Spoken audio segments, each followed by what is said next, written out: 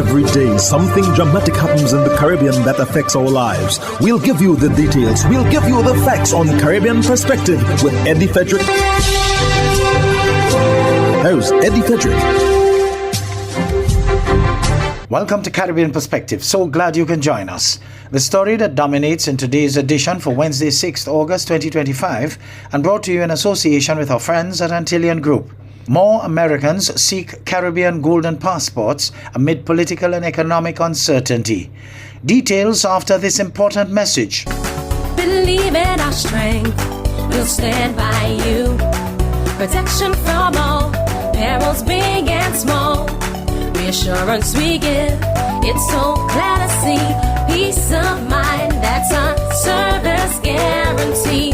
We look after all our family. Yes, we do at every opportunity. Antillean Group, underwriters of all classes of insurance solutions for your protection and investment. Live well financially. The hurricane season is now upon us, so we as Caribbean people need to remember to think safety and be prepared. Avoid venturing outside during a storm or hurricane, especially if there are strong winds. Rooftops and other debris are often blown about and can cause great damage.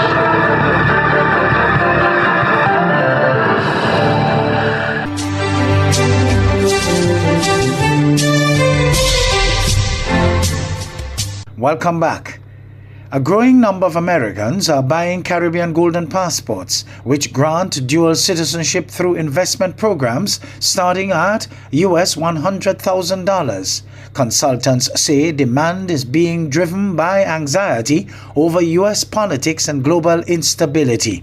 This NBC News item has more. The latest sign of growing political and economic uncertainty across the country?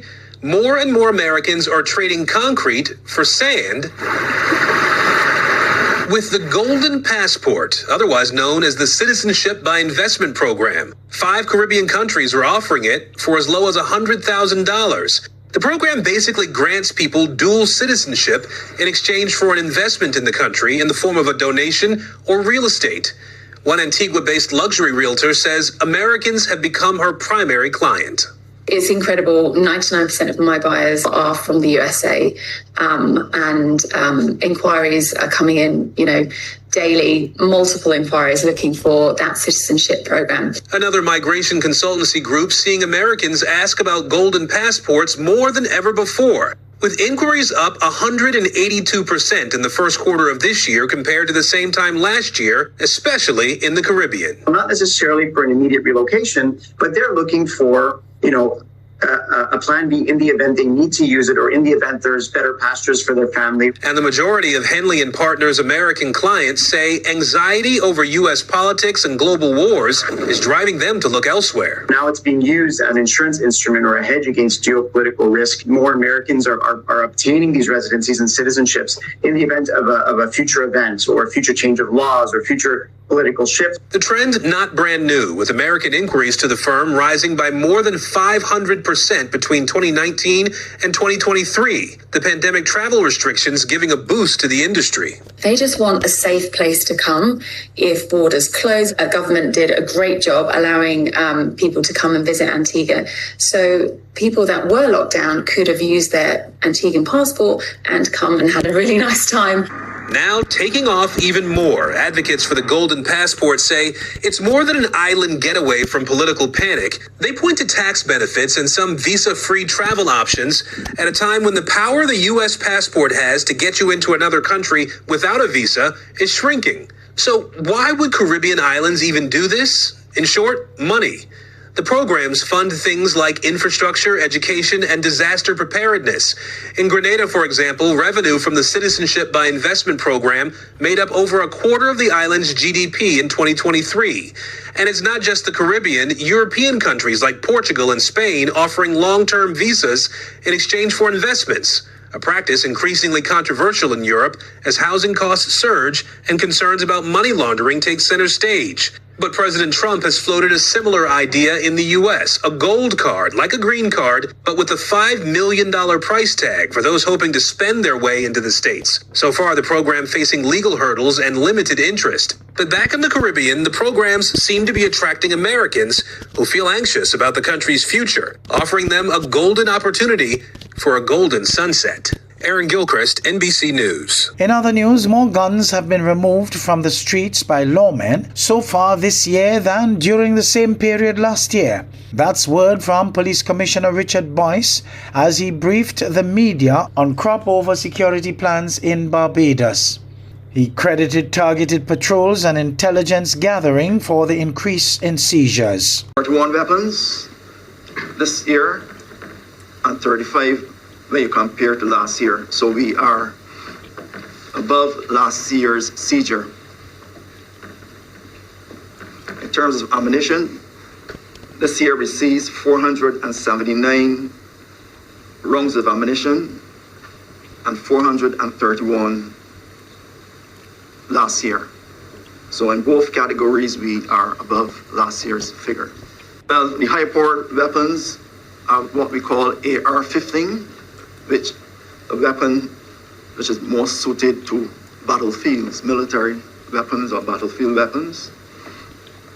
That is the type that we come across, which is a grave concern to us. And also the handguns, which people call 9mm weapon, automatic weapons.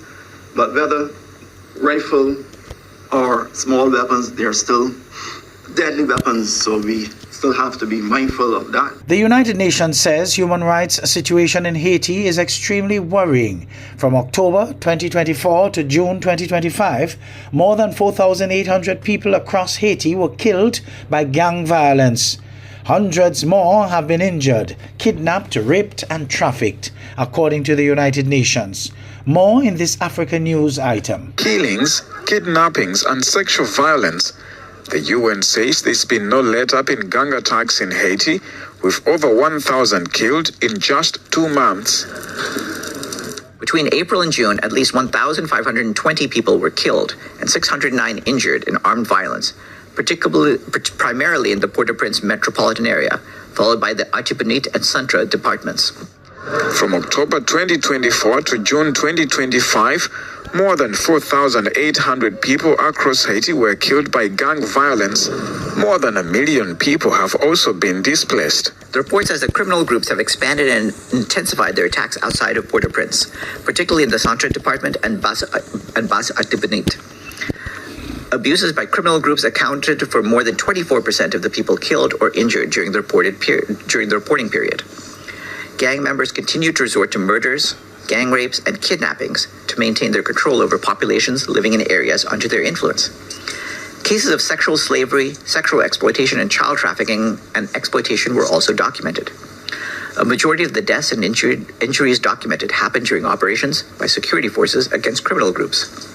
More than a third were the result of strikes using explosive drones.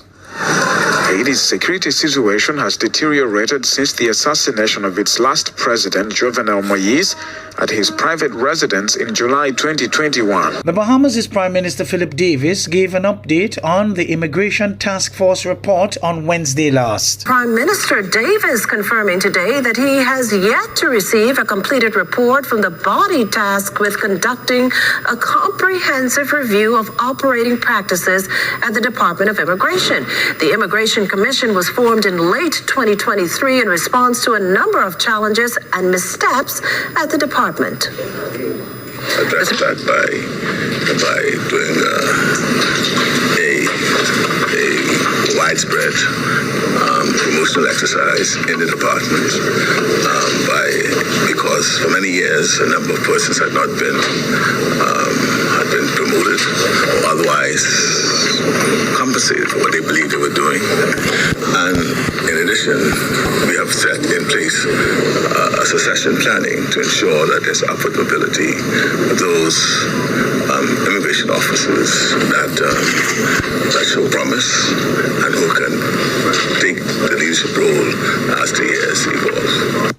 Now, the three-member body, headed by former Education Director Marcellus Taylor, is expected to make recommendations on how the Department of Immigration can be run more efficiently, as well as changes needed to ensure the department's practices remain transparent and above board. While that commission has yet to submit its completed report, Mr. Davis sees confident steps the department's recent promotion exercises and appointment of a new executive leadership team are jump-starting improvement. Trinidad and Tobago takes another step towards greater connectivity with the African continent.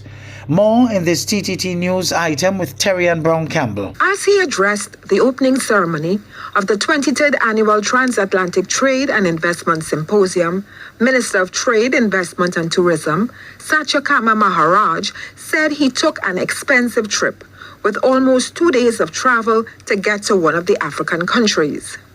He said, if a businessman cannot easily access a market, he cannot effectively do business there. Direct connectivity between our regions is not only possible, but practical. As Minister of Trade, Investment and Tourism, I am fully committed to engage in the relevant authorities and stakeholders to facilitate the establishment of a weekly or bi-weekly direct flights between Trinidad and Tobago and Ghana.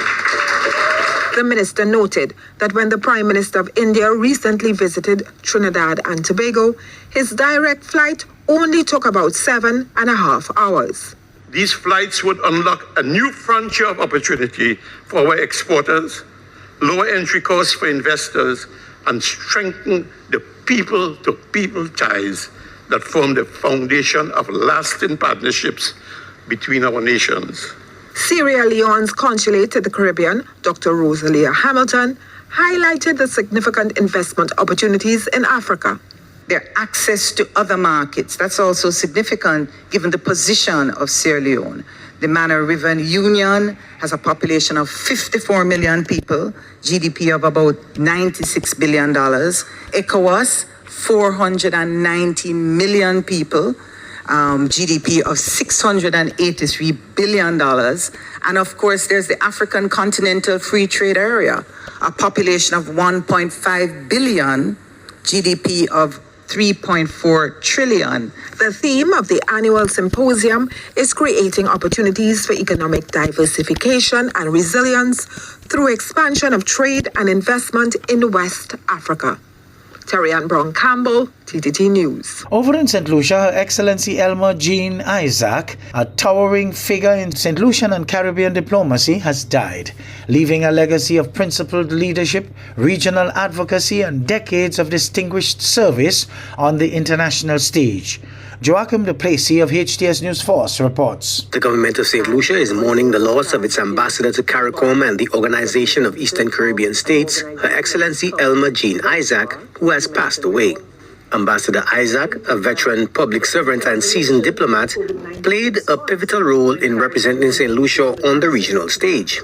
Throughout her career, she championed closer Caribbean integration, sustainable development, and strengthened diplomatic ties between member states. Her tenure as ambassador to CARICOM and the OECS saw her act as a key negotiator and advocate for St. Lucia's interests, gaining respect from colleagues across the Caribbean for her professionalism and unwavering commitment. Ambassador Isaac held senior roles in the Ministry of Foreign Affairs and was instrumental in advancing regional cooperation efforts. Known for her quiet strength and measured diplomacy, she was regarded as a steady force behind many critical regional discussions. Prime Minister Philip J. Pierre expressed profound condolences, stating Ambassador Isaac was a distinguished daughter of the soil who dedicated her life to the service of her country, diplomacy, and regional advancement. Her legacy is etched in the institutions she helped shape, the partnerships she nurtured, and her relentless advocacy on behalf of our country and its people. The Office of the Prime Minister issued a statement on Ambassador Isaac's passing, noting that her death has left a significant void in St. Lucia's diplomatic corps and the wider Caribbean community, where her voice and experience were valued. Her passing is a loss not only to those who worked closely with her, but also to the broader Caribbean community that benefited from her extensive experience in regional affairs. Today, we remember her not only for the office she held, but for how she held it with integrity, purpose, and a profound sense of duty. As the Caribbean reflects on her legacy, Her Excellency Elma Jean Isaac is remembered as a diplomat who carried the weight of her responsibilities with dignity, purpose, and an unwavering commitment to the region's progress. Joachim de Plessis, HTS News Force.